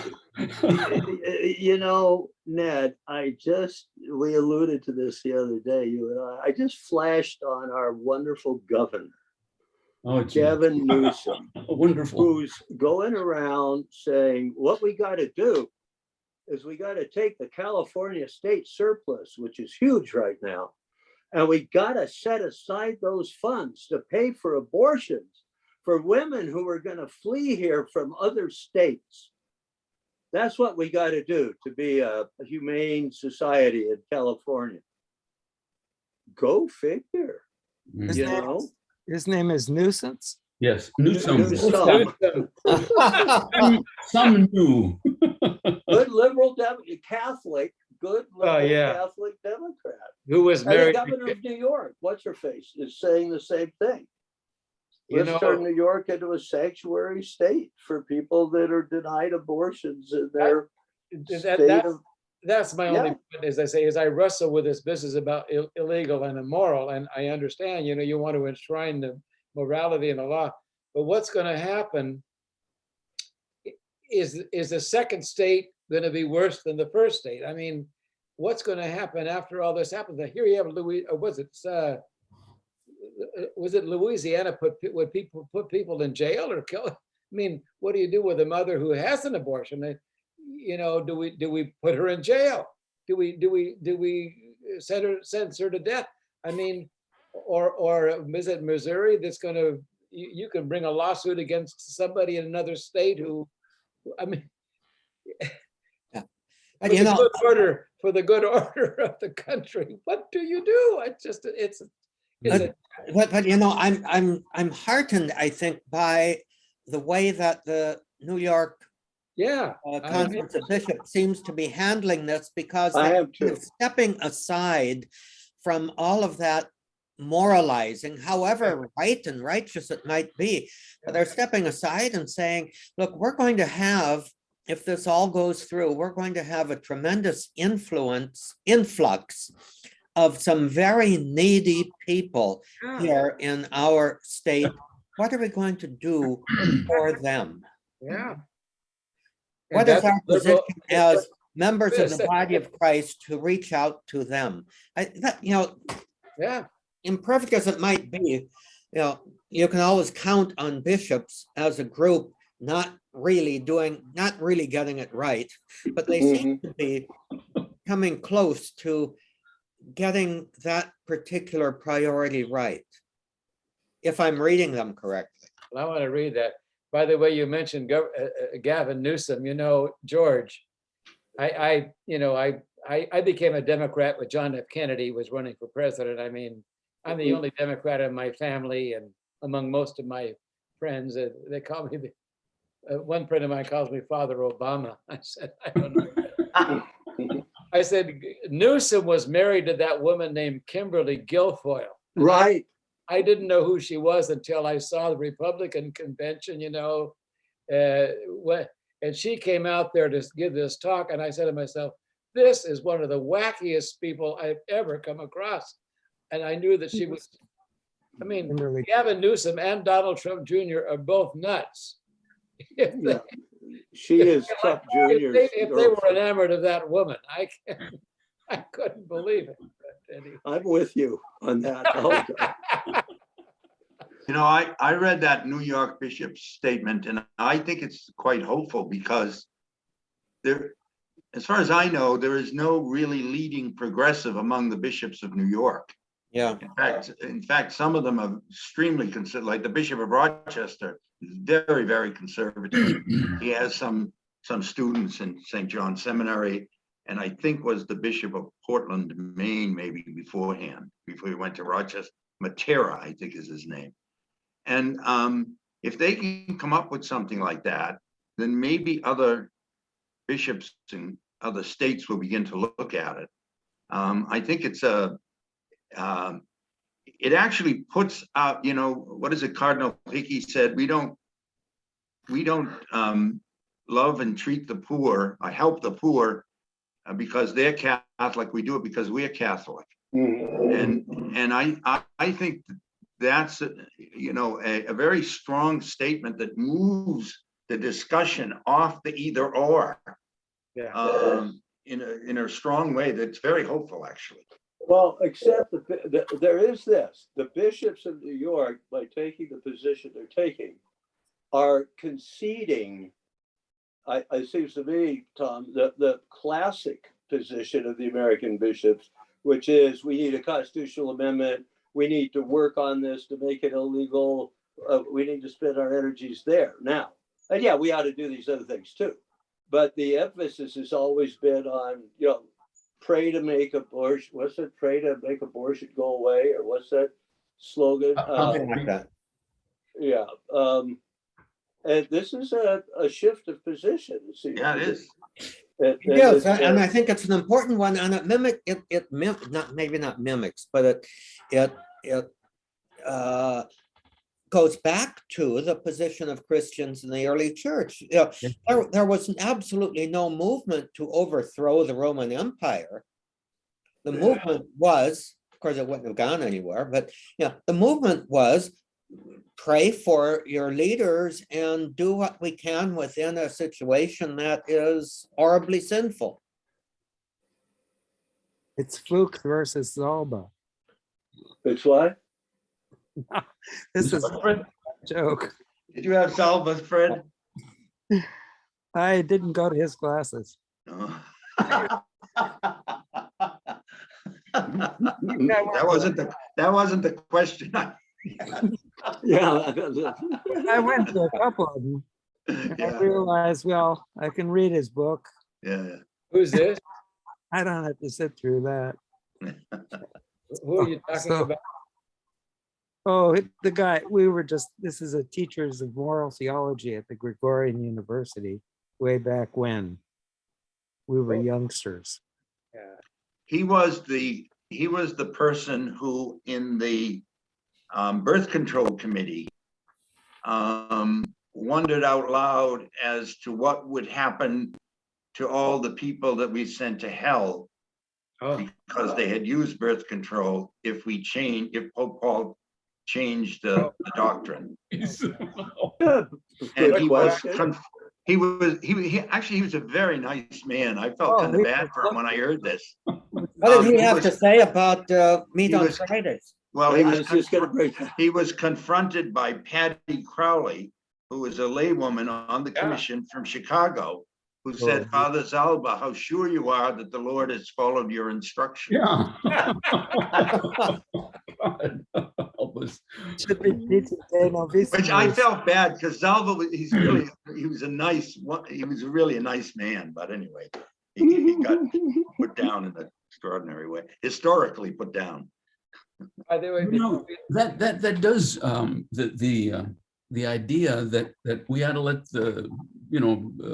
Caesar do what he wants, and we within our own community live the life that we know is appropriate, and we take care, because we're Catholic, not only of or Christians, we take care of our Christians, and we take care of anybody else, and we will be the light. And so you eliminate all that. How are we going to punish people if we've got the law and all that kind of stuff? Yeah, we're not going to win that argument.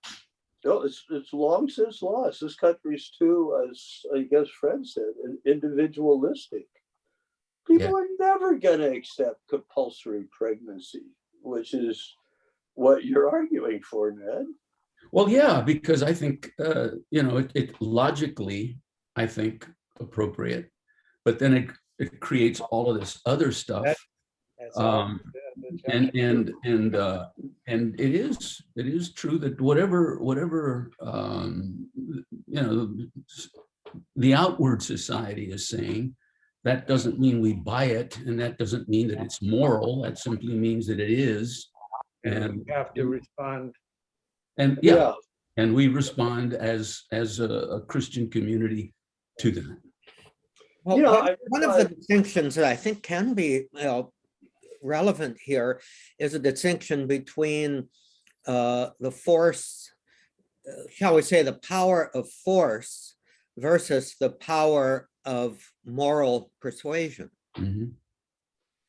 And, so very often when you resort to force, legal force or force of arms, Yeah. you lose the battle of moral persuasion. You give up actually the moral high ground, shall we say, because you're getting down into the tools of the enemy, perhaps. Yeah. The less force you use, the stronger your position is. Yeah, that's right. Yeah. By the way, I'm going to say, Fred, I just want to tell you, do you remember Warren Holleran? Oh, yes. Admired him great. He was my confessor at the NAT. Yeah, Fred It was mine too, yeah. Oh, is that right? Well, Yeah. Warren Holleran has been my spiritual director for almost 40 years, and is coming to the end of his life. He just sleeps all day. And I went to Sarah Retreat House the other day on Sunday, and I was able to see him for about 10 minutes. And I mentioned this group, and I mentioned you and Bob Bonnot. Frank, I didn't know. Yeah, he was my spiritual director also. Yeah, he just wanted to be remembered to you. Yeah. Oh, Mention you're not. Fred and Bob. I didn't mention your name, Frank. I should have done that. That's okay. That's all right. But anyway, he's 94. He sleeps most of the time, but it's been an amazing, but you probably experienced the same thing that man is a scripture scholar, a theologian. He's a brilliant, and I think he's a mystic, just amazing, an amazing Yes, there's man. no doubt about it. Yeah, amazing man. But anyway, I didn't want to narrow down the conversation, but I just wanted to mention it before we. Yes, but also give him our regards if you see him again. Yeah, I will be yeah. in about a Same month. here. That He'll probably still be alive, and it's Yeah. amazing. He sleeps. This guy Tony McGuire said, "We hate to wake you up from your afternoon nap." He says, "It's an afternoon nap. I take it in the morning. I take it in the afternoon. I take it all night." Where is he now? He's at the Sarah High School is in San Mateo. Oh, and okay. taken the faculty house, and it's now it's a retirement place for priests. And Warren has lived there now for a number of years. He taught at the seminary for many years. He taught at NAC at the North American College, spiritual director, whatever it was, at North American College. Right. Brilliant, one of the most brilliant. I mean, just brilliant, and very mystical. I mean, his students, he'll start talking about John's gospel, and he begins to weep when he's talking about it. I don't know. But anyway, his mind, he's finally, because I said to him, you know, how long will this relationship go on? He says, as long as we can do it. He says, I used to see my spiritual director on his deathbed, you know, but it finally came to the point where he could no longer carry on. But it's amazing when he wakes up, his mind is sharp as a tack. But he mentioned the two of you that when I mentioned it. Frank, I'll mention it you to him as well when I see him the next time. I will. Tell him we remember him really with fondness Yeah. and gratitude. You know, in some ways, I am impressed. Every member of this group, I think we are all mystics in our own ways. Did any of you read the little thing that I sent out? I think it was last week about the young boy who was asking, "Can anybody see God?"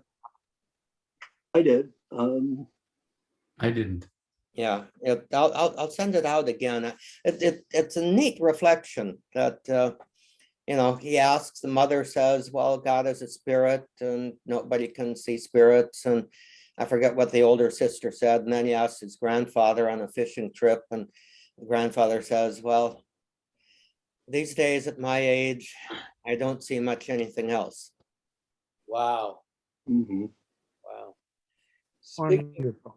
Well, speaking of fishing, I will not be here next week because I will be on a fishing trip in Montana. So. Boy, No, Gary, are you a universal man? That sounds super. Renaissance. Kind of follow up to that, Tom, is that I found recently, I've been with people who are dying, and a friend of mine, he actually was here, he lived with me. He died a year ago, and the day before he died, I was in the room, in his room. He wasn't really conscious or responsive. I was there for about 3.5 hours. And I remember thinking to myself, you know, apropos of what you just said, that, you know, death is not turning the switch off. And as he lay there, you know, kind of uncommunicative to us, I wondered if the Lord wasn't like the father of the prodigal son coming down the road to meet him rather than waiting for him to get to that point. Wow. You know how the father of the prodigal son was out on the porch looking and then ran to that same kind of thing. And I've used that with a few people, and people are very consoled by it, that it's not boom and it's over. It's kind of like shutting down a nuclear power plant, that it doesn't just go off. It takes a while for it to happen. And during that while, the Lord is coming to meet us.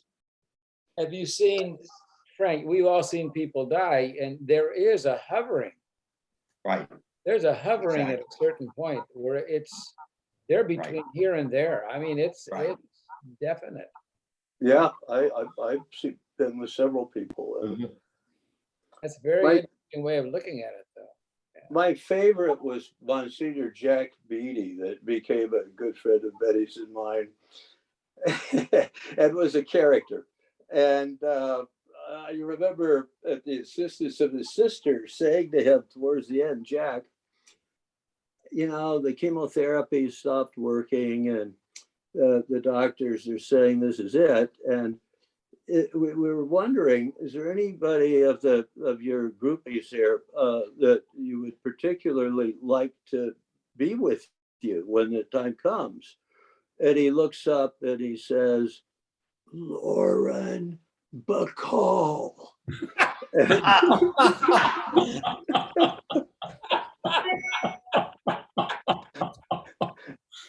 He was such a...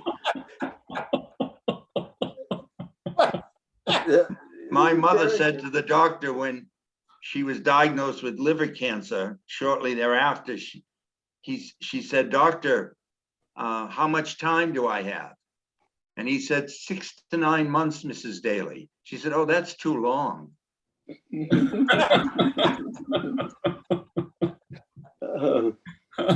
It's the most, isn't it? It's just an unbelievable thing to be with people as they die.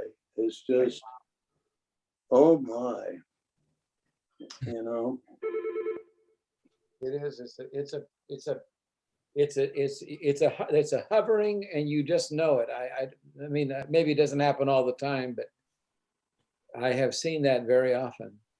And then people, you know, everybody's saying, you know, he's doing rather well. I thought he would have been gone by now. I mean, it's like a second wind or something. Oh, that happens And people say that for a few weeks or something. And then then all of a sudden, Yeah. the dying person just goes off a cliff. Yeah. You know, I mean, one day he'll or she'll appear robust, and the next day, Yeah, It's my mom did that. She was dying, and then all of a sudden one day she just said, "Oh well," she perked up and she said, "We need to get a cake and get a cake home." And then the next day she began to. yeah, and it lasted what, another day and a half or something. I like that image of hovering, Gary. That's what it looks like. Have you? I mean, it. Yes, I have. Yeah, you've seen. I mean, that's the only way I can use. I just feel like they're between here and there. I don't know, and I love what Frank said about the Lord's coming to him, or that Father saying, "That's about all I see now." Is God. That's amazing. That's so. Yeah. That was beautiful. I think you're sensitive to that because you're a mystic. Well, Maybe we all are, huh? There's always a sense. supposed to be. There's a book I've got by some guy named Frank Tuat. He says, why not be a mystic? I mean, eventually in time, that's the kind of prayer we're all drawn to anyway, don't you think? Yeah. So, Yeah, I think we're Ron close to said that. we'll be mystics or nothing at all. Yes. yeah, That's Yeah. that was Ronner, wasn't it? Ronner Right. said that, right? Yeah. We're all called to it, I think. It's Well, it's And finding God in all things. Yeah. Very. Saint Ignatius, yeah. Maybe being a mystic is there are very few all things as we age, fewer and fewer and fewer in which to find God. So sort of by default, I don't know. Forget that. I don't know what I'm trying to say, but I'm sure it's profound. Whatever it is.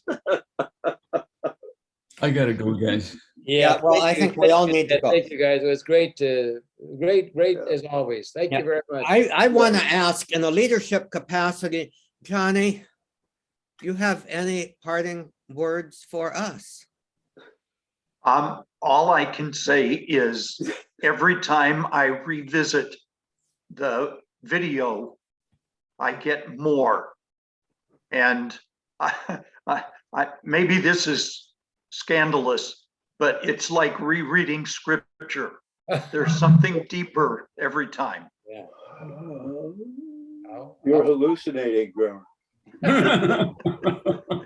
With that, shall we say amen? And Amen. God bless Amen. you all. Amen. And Thank you. Amen. Thank you, guys. Thank you.